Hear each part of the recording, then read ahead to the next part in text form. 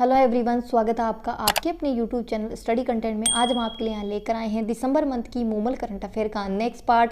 अगर आपने पिछले वाले पार्ट नहीं देखे हैं तो देख लीजिएगा जा करके, और अगर आप हमारे चैनल पर पहली बार विजिट कर रहे हैं तो चैनल को सब्सक्राइब कर दीजिए और पास में बेल आइकन का बटन है उसे प्रेस कर दीजिए ताकि आने वाले वीडियोज़ की नोटिफिकेशन सबसे पहले आपको प्राप्त हो सके। तो चलिए शुरू करते हैं इस वीडियो को। आज हम इसमें डिस्कस करेंगे अंतर्राष्ट्रीय परिदृश्य के बारे में।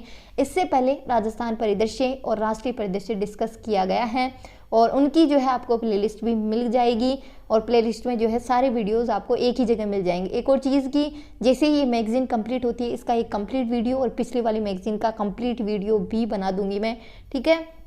और नए स्टूडेंटों के लिए एक ही चीज़ कि आप लोगों को करंट अफेयर को देख करके डरना नहीं है। एक मैगज़ीन खरीदनी है, एक टीचर पकड़ना है और उस मैगज़ीन को इतनी बार रिवाइज़ करना है कि करंट अफेयर का तो सिंगल क्वेश्चन भी आपका गलत ना हो। मैगज़ीन से ये होता है कि आपकी 95% तक की करंट अफेयर कवर हो जाती है। बाकी आप अगर करंट अफेयर की वीडियोस देखते हैं तो सिर्फ देख लीजिएगा, उनसे पूरी करंट अफेयर तो कवर नहीं हो सकती है। इसलिए जो है मैगज़ीन प्रेफर करना ज़रूरी होता है। अगर आपको एग्ज़ाम पास करना है तो आपको मैगज़ीन पढ़नी ही पड़ती है, ठीक है। तो इतना ही कहूँगी, बाकी आप खुद समझदार हैं, क्योंकि कुछ लोग जो है ये गलतियां कर देते हैं और फिर बाद में उनको पछताना पड़ता है। इसलिए आप इन चीज़ों को अवॉइड करिए और जो है अपने लक्ष्य को प्राप्त करिए, बस यही चीज़ है। बाकी धीरे धीरे सब सीख जाते हैं, वक्त लगता है, लेकिन आप वो वक्त ना लगाए तो ज़्यादा बेटर होगा, क्योंकि लोगों ने जो गलतियाँ की आप उनसे सीख करके जल्दी अपने लक्ष्य को प्राप्त कर सकते हैं, ठीक है। तो बस इतना ही कहूँगी। इसमें फर्स्ट क्वेश्चन है कि भारत और अमेरिका 2+2 मंत्री स्तरीय संवाद। अब ये 2+2 मंत्री स्तरीय संवाद क्या होता है? इसमें क्या होता है कि भारत की तरफ से 2 मंत्री और अमेरिका की तरफ से 2 मंत्रियों के मध्य संवाद होता है। ये कहाँ आयोजित किया गया है? तो ये नई दिल्ली में आयोजित किया गया है और इन दोनों के बीच जो है ये 5वां 2+2 संवाद आयोजित हुआ है, ठीक है। और इसमें जो है भारत की तरफ से भारत की रक्षा मंत्री राजनाथ सिंह और विदेश मंत्री एस जयशंकर प्रसाद, इन्होंने पार्टिसिपेट किया है। अमेरिका की बात करें तो अमेरिका के रक्षा मंत्री लॉयड अगस्टिन व अमेरिका के विदेश मंत्री ब्लिंकन ने जो है इसमें पार्टिसिपेट किया है। नेक्स्ट इसमें बात करें तो क्या चीज़ों पर डिस्कस किया गया है? तो रक्षा सुरक्षा संबंध, अंतरिक्ष प्रौद्योगिकी, लॉजिस्टिक सहयोग, हिंद प्रशांत और दक्षिण व पश्चिम एशिया और यूक्रेन संघर्ष को जो है डिस्कस किया गया है। नेक्स्ट क्वेश्चन है इसमें कि 17 नवंबर 2023 को voice of global south summit का वर्चुअली आयोजन कहाँ किया गया है, जिसका मेज़बान देश जो है भारत है। दूसरी voice of global south summit का मेज़बान भारत है और पहली का भी जो है भारत ही था, ठीक है। और इसकी थीम जरूर याद रखना, ऊर्जा सुरक्षा और विकास समृद्धि का रोड मैप, ये इसकी थीम है, क्योंकि दो ही चीज़ें पूछी जाती है, इसका मेज़बान देश और इसकी थीम। नेक्स्ट है कि भारत और ऑस्ट्रेलिया 2+2 मंत्री स्तरीय वार्ता। 20 नवंबर 2023 को भारत और ऑस्ट्रेलिया की दूसरी 2+2 वार्ता नई दिल्ली में संपन्न हुई है। भारत के रक्षा मंत्री राजनाथ सिंह और विदेश मंत्री एस जयशंकर, इन्होंने पार्टिसिपेट किया है। ऑस्ट्रेलिया की तरफ से ऑस्ट्रेलिया के रक्षा मंत्री रिचर्ड मर्लिस और विदेश मंत्री पेनी वॉग ने जो है इसमें पार्टिसिपेट किया है। क्या चीज़ों पे डिस्कस हुआ है? तो रक्षा सुरक्षा, व्यापार, निवेश, खनिज ऊर्जा, जलवायु विज्ञान, प्रौद्योगिकी और अंतरिक्ष व शिक्षा व आपसी संबंधों के बारे में डिस्कस किया गया है। देखिए एक चीज़ और कि है ना, जो ये मैगज़ीन में थोड़ा सा दिखने में आपको प्रॉब्लम हो सकती है, क्योंकि ये मैगज़ीन आई ही ऐसी है, ठीक है। जहाँ से लेके आए थे वो ऐसी ही आई है, तो इसमें मैं भी कुछ नहीं कर सकती, बट मैं बोल के सुनाऊंगी, आप सुन लेना।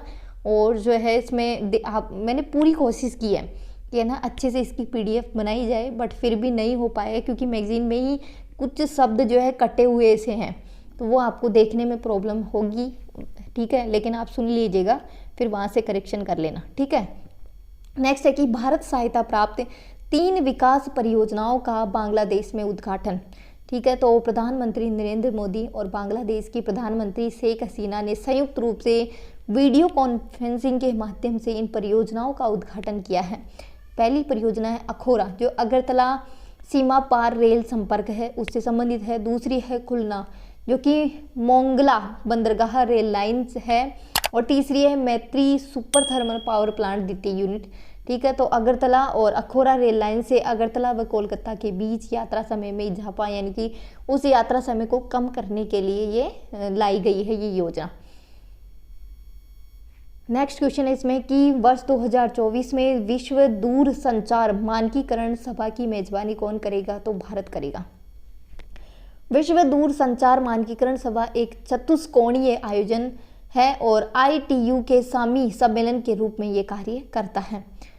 नेक्स्ट क्वेश्चन है कि 1 से 2 नवंबर 2023 को AI सुरक्षा सम्मेलन 2023 का आयोजन कहाँ किया गया है? तो लंदन में किया गया है। लंदन में जो है इसका भारत की तरफ से प्रतिनिधित्व केंद्रीय सूचना प्रौद्योगिकी राज्य मंत्री राजीव चंद्रशेखर ने किया है। इसका उद्देश्य क्या था? AI से जुड़े जोखिमों पर विचार विमर्श करना व इसके लिए प्रभावी रणनीतियां बनाना, ये इसका मुख्य उद्देश्य है। इस सम्मेलन में जो है Britain, America, Bharat, Australia, Canada, France, Germany, Indonesia, Ireland, Italy के अनुसंधान विशेषज्ञों ने इसमें भाग लिया है। AI के गॉड फादर है यसुआ बेंगियो, जो है AI के गॉड फादर हैं। इस सम्मेलन में UN के महासचिव एंटोनियो गुटेरेस और यूरोपियन यूनियन की अध्यक्ष उर्सुला वॉन डेर ने भी इसमें भाग लिया है। इसमें जो है द ब्लेचले डिक्लेरेशन, भारत समेत 28 देशों ने AI सुरक्षा पर पहला समझौता किया, जिसमें AI से जुड़े जोखिमों को आकलन करने के लिए लोग मिलकर के जो है संकल्प लिया है इन लोगों ने। नेक्स्ट क्वेश्चन है, अंतर्राष्ट्रीय सौर गठबंधन ISA का 95वां देश सदस्य बना है? तो चिली बना है। अंतर्राष्ट्रीय सौर गठबंधन one sun one world one grid को लागू करने की एक नोडल एजेंसी है। इसकी स्थापना भारत और फ्रांस के द्वारा 2015 में की गई थी। इसका मुख्यालय गुरुग्राम हरियाणा में है। भारत में एकमात्र अंतर्राष्ट्रीय कार्यालय है जिसका मुख्यालय भारत में है, जो भी कहाँ है? गुरुग्राम हरियाणा में है। काफ़ी बार डिस्कस की है ये वाली चीज़ें, तो याद रखना। इसीलिए जो है मैगज़ीन को प्रेफर करना ज़रूरी होता है, क्योंकि ये चीज़ें बार बार रिपीट होती हैं और आप जो है इन चीज़ों को भूलते नहीं हैं। नेक्स्ट है इसमें कि 30 अक्टूबर से लेकर के जो है 2 नवंबर 2023 को ISA का 6वां सम्मेलन नई दिल्ली में आयोजित हुआ है, जिसमें 116 देशों ने भाग लिया है। ISA के 116 देश जो है सदस्य देश हस्ताक्षर करता है, जिसमें से 95 ने इसकी पुष्टि की है और 22 देश इसके अनुमोदन की प्रक्रिया में है। केंद्रीय नवीकरण ऊर्जा मंत्री RK सिन्हा ISA सभा के अध्यक्ष हैं। नेक्स्ट क्वेश्चन है कि दुनिया का सबसे लंबे समय तक शासन करने वाली पहली महिला प्रमुख बनी है शेख हसीना। टाइम पत्रिका व बांग्लादेश की सबसे लंबे समय तक शासन करने वाली प्रधानमंत्री शेख हसीना को दुनिया की सबसे लंबे समय तक शासन करने वाली लिस्ट में शामिल किया गया है। शेख हसीना 2009 से देश की प्रधानमंत्री हैं और इससे पहले भी वह 1996 से लेकर के 2001 तक इस पद पर रह चुकी है। और इस सूची में जो है मार्गरेट थैचर और इंदिरा गांधी का नाम शामिल है। नेक्स्ट क्वेश्चन है इसमें कि कौन सा देश हाल ही में व्यापक परमाणु परीक्षण प्रतिबंध संधि से बाहर हो गया है? तो रूस हो गया है। 1994 में जिनेवा के निरस्त्रीकरण सम्मेलन में चर्चा हुई और संयुक्त राष्ट्र सभा के द्वारा ये संधि जो है CBDT 187 देशों के हस्ताक्षर हुए थे उस टाइम पे, परंतु जो है ये लागू नहीं हुई थी। भारत ने इसको भेदभावपूर्ण बताया था उस टाइम पर और भारत जो इसमें शामिल नहीं हुआ था। नेक्स्ट क्वेश्चन है और इम्पोर्टेंट भी है कि 22 से लेकर के 26 नवंबर 2023 को आसियान भारत श्री अन्न महोत्सव का आयोजन कहाँ हुआ है? तो जकार्ता इंडोनेशिया में हुआ। देखिए आपसे डेट नहीं पूछी जाएगी, बस ये जो मेन चीज़ें हैं ना वो ही पूछी जाती हैं कि ये 22 से लेकर के 26 नवंबर, ये नहीं पूछा जाएगा। आपसे डायरेक्ट पूछा जाएगा कि आसियान भारत श्री अन्न महोत्सव का आयोजन कहाँ हुआ है? तो जकार्ता इंडोनेशिया में हुआ है। ठीक है। और वर्ष 2023 को सबको पता है कि अंतर्राष्ट्रीय बाजरा वर्ष के रूप में मनाया गया था वर्ष 2023 को। और श्री अन्न जिसे हम मोटा अनाज भी कहते हैं, उसमें कौन कौन सी चीज़ें आती हैं? तो इसमें ज्वार आती है, बाजरा आता है, रागी आती है, कोदो, कुटकी आदि जो है इसमें आते हैं। तो ये वाला क्वेश्चन पूछा गया है तो इम्पोर्टेंट है। इसलिए बोलते हैं कि पूरी मैगजीन पढ़ने का यही फ़ायदा होता है, कहीं से भी कुछ भी क्वेश्चन आए तो इसमें डिटेल डिस्कस किया हुआ होता है। नेक्स्ट क्वेश्चन है कि अंतर्राष्ट्रीय चीनी संगठन ISO का वर्ष 2024 के लिए अध्यक्ष बनाया गया है, तो भारत को बनाया गया है। भारत दुनिया में चीनी का सबसे बड़ा उपभोक्ता और दूसरा सबसे बड़ा उत्पादक देश है। अंतर्राष्ट्रीय चीनी संगठन वर्ष 2024 के लिए भारत को संगठन का अध्यक्ष बनाया गया है। इस संगठन का मुख्यालय लंदन में स्थित है और इसके सदस्य देश 90। याद रखना, कभी कभी सदस्य देशों के बारे में भी पूछ लेते हैं, इसलिए जो है डिटेल से पढ़ा करो। भारत सदस्य देशों में जो है गन्ने की खेती, चीनी इथेनॉल उत्पादन में वृद्धि करने का प्रयास करेगा। नेक्स्ट क्वेश्चन है कि 28 नवंबर से लेकर के 12 दिसंबर 2023 तक संयुक्त राष्ट्र जलवायु परिवर्तन फ्रेमवर्क कन्वेंशन के अंतर्गत COP 28 का आयोजन कहाँ किया गया है? तो दुबई UAE में किया गया है। COP 28 में भारत का प्रतिनिधित्व भारत के प्रधानमंत्री नरेंद्र मोदी ने किया है। इसमें जो है पेरिस जलवायु सम्मेलन में लिए गए संकल्प, जो कि पृथ्वी व तापमान वृद्धि 1.5 डिग्री के भीतर रखना, वह इस दशक में ग्रीन हाउस गैस उत्सर्जन में 43% की गिरावट की जरूरत है। प्रधानमंत्री नरेंद्र मोदी ने कहा है कि वर्ष 2028 में COP 33 की मेज़बानी भारत को देने की मांग रखी है और इस मांग में जो है भारत ने अपनी तरफ से जो है मजबूत पक्ष भी रखे हैं कि क्यों इसकी मेज़बानी भारत को दी जाए। भारत में विश्व की 17% आबादी, जबकि ग्लोबल कार्बन उत्सर्जन में हमारी हिस्सेदारी 4% से भी कम है। भारत का लक्ष्य वर्ष 2030 तक उत्सर्जन की तीव्रता को 45% तक घटाना है और COP 28 में ग्रीन क्रेडिट पहल का प्रस्ताव किया है तथा आम जनता को कार्बन क्रेडिट देने की पहल है। ठीक है, नेक्स्ट है इसमें, यहाँ तो आपको अच्छे से दिखेगा क्योंकि ये वाला पेज अच्छे से है, इसमें मैगजीन में भी अच्छे से है। ठीक है, नेक्स्ट है इसमें कि नवंबर 2023 में किस देश में भारत का पहला IIT परिसर का उद्घाटन किया गया है? तो जांजिबार द्वीप तंजानिया में किया गया है। जांजिबार के राष्ट्रपति हुसैन अली के द्वारा IIT मद्रास के परिसर का उद्घाटन किया गया है। ये भारत व तंजानिया के बीच शैक्षिक भविष्य को लेकर के एक समझौता ज्ञापन का परिणाम है। नेक्स्ट क्वेश्चन है इसमें कि क्षेत्रीय व्यापक आर्थिक साझेदार RCEP क्या है? ये आसियान देशों व 5 अन्य देशों ऑस्ट्रेलिया, चीन, जापान, दक्षिण कोरिया, न्यूजीलैंड के बीच एक मुक्त व्यापार समझौता है। इसमें वैश्विक सकल घरेलू उत्पाद की लगभग 30% हिस्सेदारी और दुनिया की लगभग 1/3 आबादी है। आसियान देशों ने भारत की RCEP में शामिल होने की इच्छा जताई है। भारत वर्ष 2019 में चीन के नेतृत्व वाले संगठन से बाहर हो गया था।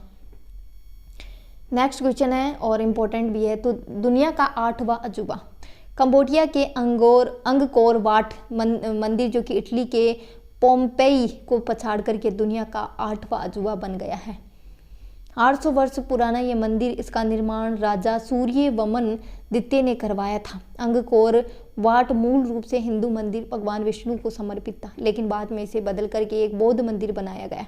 ये दुनिया का सबसे बड़ा मंदिर है, करीब 500 एकड़ क्षेत्र में फैला हुआ है। नेक्स्ट क्वेश्चन है और इम्पोर्टेंट है, वैश्विक दूरस्थ कार्य परिदृश्य के लिए जारी की गई ग्लोबल रिमोट वर्क इंडेक्स में 108 देशों की सूची में भारत का कौन सा स्थान है? तो भारत का 64वां स्थान है। इस सूची में शीर्ष प्रदर्शन पे है डेनमार्क, नीदरलैंड और जर्मनी है। वैश्विक पेंशन सूचकांक की बात करें तो 47 प्रणालियों में से भारत का स्थान 45वां है। इसमें टॉप पर है नीदरलैंड, आइसलैंड और डेनमार्क है। नेक्स्ट क्वेश्चन है इसमें, और ये तो काफ़ी चर्चा में रहा है, तो आप लोग इसके बारे में तो काफ़ी कुछ जानते होंगे, लेकिन वो एग्ज़ाम पॉइंट ऑफ व्यू से नहीं था। एग्ज़ाम पॉइंट ऑफ व्यू से ये चीज़ है, यहाँ जो दी गई है वो चीज़ है, इसको काफ़ी डिटेल में पूरा लाइन टू लाइन डिस्कस करेंगे। नेक्स्ट है इसमें कि संयुक्त राष्ट्र महासभा में 28 अक्टूबर 2023 को किस देश के द्वारा इजराइल हमास युद्ध विराम हेतु प्रस्ताव लाया गया? तो जॉर्डन के द्वारा। ठीक है, और इस प्रस्ताव में जो है 120 देशों ने वोट डाले हैं, जबकि इजराइल, अमेरिका सहित 14 देशों ने विरोध में मतदान किया है। भारत सहित 45 देशों ने इसमें भाग ही नहीं लिया। नेक्स्ट इसमें कि हमास और इजराइल का संघर्ष मतलब कैसे स्टार्ट हुआ, क्या चीज़ें हुई इनके बीच की ये जो है ये स्थिति आ गई। 7 अक्टूबर 2023 को फिलिस्तीन चरणपंथी गुट हमास ने इजराइल पर रॉकेट के द्वारा हमला बोल दिया और इस हमले में 250 से अधिक लोग मारे गए, हजारों लोग घायल हो गए और इजरायली म्यूजिक फेस्टिवल में मौजूद लोगों को अगवा कर लिया गया। बेंजामिन नेतन्याहू नेतन्याहू जो है इजराइल के प्रधानमंत्री है, इस युद्ध का जवाब देने के लिए इजराइल ने अपने देश के विरुद्ध युद्ध मानते हुए जवाबी कार्यवाही शुरू कर दी। गाजा पट्टी फिलिस्तीन क्षेत्र में हमास की कार्यस्थली है। नेक्स्ट है इसमें कि अरब इजराइल संघर्ष। 20वीं सदी के प्रारंभ में फिलिस्तीन में यहूदियों के अप्रवासन में वृद्धि हुई। इससे यहूदी और अरब आबादी के बीच तनाव उत्पन्न होने लगा। बाल्फोर घोषणा। प्रथम विश्व युद्ध के दौरान 1917 में ब्रिटिश सरकार ने फिलिस्तीन में यहूदी लोगों के लिए राष्ट्रीय गृह की स्थापना की। द्वितीय विश्व युद्ध के बाद 1947 में संयुक्त राष्ट्र संघ ने फिलिस्तीन को 2 अलग अलग यहूदी और अरब राज्यों में विभाजित कर दिया। यरूशलेम यहूदियों का पवित्र स्थल है, जिसे अंतर्राष्ट्रीय शहर का दर्जा दिया गया। 1948 में इजराइल के द्वारा अपनी स्वतंत्रता की घोषणा की गई और तब से अरब राज्यों और यहूदियों के इजराइल के मध्य तनाव चल रहा है। नेक्स्ट क्वेश्चन है इसमें कि 10 अक्टूबर 2023 को भारत के बाहर दुनिया का दूसरा सबसे बड़ा हिंदू मंदिर कहाँ बना है? तो स्वामी नारायण अक्षरधाम मंदिर न्यू जर्सी अमेरिका में बना है। भारत के बाहर सबसे बड़ा हिंदू मंदिर कंबोडिया में राजसी अंगकोर वाट में स्थित है। नेक्स्ट क्वेश्चन है इसमें कि तंजानिया की राष्ट्रपति जो कि 10 से 11 अक्टूबर 2023 को भारत की राजकीय यात्रा पर रही डॉक्टर सामिया सुलूह हसन जो है भारत की यात्रा पर रही है। और इसमें जो है छह जो मुद्दे हैं उन पर जो है MOU किया गया है भारत और तंजानिया के बीच। इन्हें जवाहरलाल नेहरू विश्वविद्यालय के द्वारा डायरेक्टर की मानद उपाधि प्रदान की गई है। फरवरी 2024 में फरीदाबाद के सूरज कुंड मेले में तंजानिया पार्टनर देश हैं। दोनों देशों के मध्य हिंद महासागर क्षेत्र में समुद्री सुरक्षा सहयोग को बढ़ाने आदि सहित 6 MOU हुए हैं। नेक्स्ट क्वेश्चन है कि हिंद महासागर परिधीय संगठन रिम एसोसिएशन का वर्ष 2023 से लेकर के 25 के लिए अध्यक्ष बनाया तो श्रीलंका बनाया। हिंद महासागर रिम एसोसिएशन की स्थापना 1997 में हुई थी। वर्तमान में IORA यानी कि हिंद महासागर परिधीय संगठन के 23 देश सदस्य देश हैं और 11 संवाद भागीदार है। भारत इसकी अवधि के लिए संगठन का उपाध्यक्ष बना है। देखिए, ऐसे जो संगठन चर्चा में होते हैं उनके सदस्य देशों की संख्या पूछी जाती है।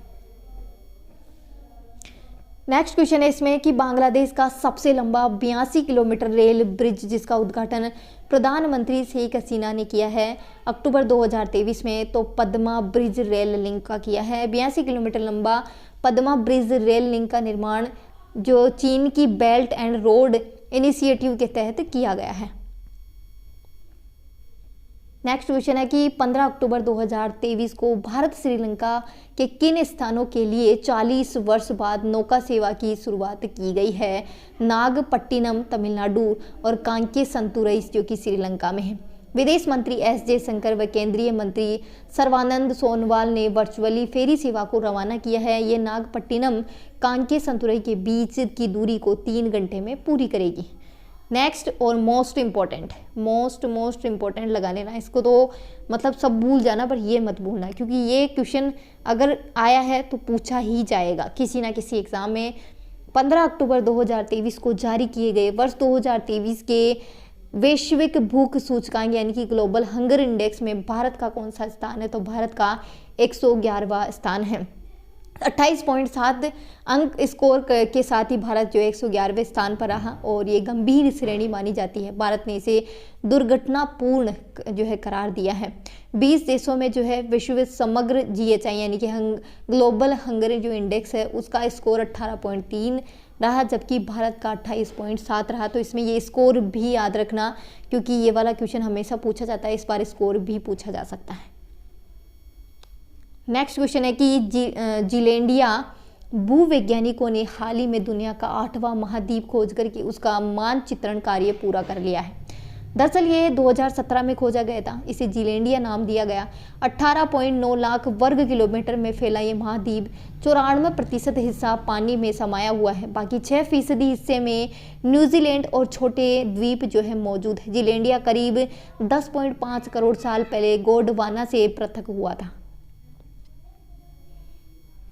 नेक्स्ट क्वेश्चन है कि विश्व स्वास्थ्य संगठन WHO के दक्षिण पूर्वी एशिया क्षेत्र के निदेशक के रूप में किसे नामित किया गया है? तो साइमा वाजिद। साइमा वाजेद कौन है? साइमा वाजेद बांग्लादेश की प्रधानमंत्री शेख हसीना की बेटी है, साइमा वाजेद। इनको जो है दक्षिण पूर्वी एशिया क्षेत्र की अगली निदेशक के रूप में नामित किया गया है WHO की। नेक्स्ट क्वेश्चन है कि 27वीं विश्व सड़क कांग्रेस का आयोजन 2 से 3 अक्टूबर 2023 को कहाँ किया गया? तो प्राग चेक गणराज्य में किया गया। सड़क सुरक्षा व केंद्रित इस आयोजन में भारत के सड़क परिवहन और राजमार्ग मंत्री नितिन गडकरी ने मंत्री स्तरीय सत्र को संबोधित किया है। नेक्स्ट इसमें कि देखिए यहाँ फिर आपको देखने में प्रॉब्लम होगी क्योंकि ये मैगजीन ही ऐसी है, कुछ पेज इसमें सही है, कुछ ऐसे जो है प्रिंटेड हुए हैं, तो बट इसमें मैं कुछ नहीं कर सकती, ठीक है, मैं बोल के सुना रही हूँ, सुन लीजिएगा। नेक्स्ट है इसमें कि ह्यूस हाई स्पीड ट्रेन का संबंध किस देश से है? ह्यूस हाई स्पीड ट्रेन का संबंध किस देश से है? तो इंडोनेशिया से है।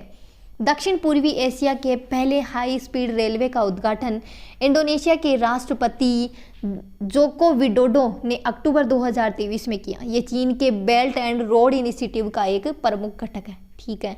नेक्स्ट क्वेश्चन है इसमें कि Asia Pacific institute for broadcasting development AIBD general conference के अध्यक्ष के रूप में जो है लगातार तीसरी बार किसे चुना गया है? तो भारत को चुना गया है।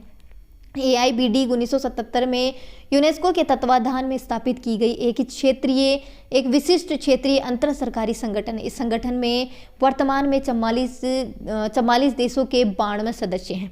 भारत का सार्वजनिक सेवा जो प्रसारक है प्रसार भारती AIBD में भारत सरकार का एक प्रतिनिधि निकाय है। पहली बार ऐसा हुआ जब भारत ने लगातार तीसरी बार जो है इसकी अध्यक्षता की है। तो कब कब की है? 18 से लेकर के 21 और फिर 21 से लेकर के 23 और अब जो है 24 से लेकर के 26 तक ये अध्यक्ष जो है नामित किया गया है भारत को। नेक्स्ट इसमें कि वैन गुरियन नहर परियोजना, ये भी काफ़ी इंपॉर्टेंट है। स्टार लगाना वर्ल्ड ज्योग्राफी में, अगर आपके पास नोट्स है वर्ल्ड ज्योग्राफी के बनाए हुए, उसमें नोट कर लेना, क्योंकि यहाँ से क्वेश्चन अगर वर्ल्ड ज्योग्राफी आपके सिलेबस में लगती है तो ये वाला क्वेश्चन श्योर है कि पूछा ही जाएगा, ठीक है। करंट अफेयर के पॉइंट ऑफ व्यू से पूछा जा सकता है या फिर जो है वर्ल्ड ज्योग्राफी के पॉइंट ऑफ व्यू से पूछा जा सकता है, तो इसको जो है ज़रूर याद करना। वैन गुरियन नहर परियोजना हाल ही में चर्चा में आई है। 160 किलोमीटर लंबी समुद्री स्तरीय नहर परियोजना है। यह स्वेज नहर को मतलब अलग करते हुए भूमध्य सागर को अक्काबा की खाड़ी से जोड़ेगी। याद रखना, वैन गुरियन नहर परियोजना किन किन को जोड़ेगी? भूमध्य सागर को अक्काबा की खाड़ी से जोड़ेगी। इसकी परिकल्पना 1960 में इजराइल के संस्थापक डेविड वैन गुरियन के द्वारा की गई थी, इसलिए इसका नाम भी वैन गुरियन रखा गया है। इसका उद्देश्य स्वेज नहर के वैकल्पिक मार्ग के रूप में भूमध्य सागर व लाल सागर को जोड़ना है, ताकि यूरोप और एशिया का जो मार्ग है उस पर जो है मिस्र का जो एकाधिकार है उसको कम किया जा सके, ठीक है। तो स्वेज नहर भूमध्य सागर और लाल सागर को जोड़ती है, इसलिए जो है अब जो है भूमध्य सागर और अकाबा की खाड़ी को वैन गुरियन नहर परियोजना जोड़ेगी। नेक्स्ट ये भी इंपॉर्टेंट है, ये भी वर्ल्ड ज्योग्राफी से रिलेटेड है। माउंट एटना क्या है? यूरोप का सबसे बड़ा द्वीप और सक्रिय ज्वालामुखी है। ये भूमध्य सागर में इटली का एक द्वीप है। 1500 ईसा पूर्व से ही ये लगातार इसमें विस्फोट हो रहे हैं और ये विश्व की सबसे सक्रिय ज्वालामुखी है, ठीक है। तो याद रखना, माउंट एटना कहाँ है? भूमध्य सागर में इटली का एक द्वीप है। और सुपर फास्ट न्यूज़ की बात करें तो थाईलैंड में 10 नवंबर 2023 से 10 मई 2024 तक भारतीय पर्यटकों को बिना वीज़ा के थाईलैंड में जो है मतलब पर्यटन करने के लिए जो है प्रवेश की नीति लाई गई है। कब से कब तक? 10 नवंबर 2023 से लेकर के 10 मई 2024 तक। कहाँ पर? थाईलैंड में बिना वीज़ा के आप लोग घूम सकते हैं वहाँ पर। फिलीपींस ने चीन की बेल्ट एंड रोड इनिशिएटिव परियोजना से बाहर होने की घोषणा की है। तो वीडियो यहीं तक है। वीडियो को लाइक करिए, शेयर करिए और कमेंट करना ना भूले। ऐसी और वीडियोस के लिए हमारे चैनल को सब्सक्राइब करना ना भूले। जय हिंद, जय भारत।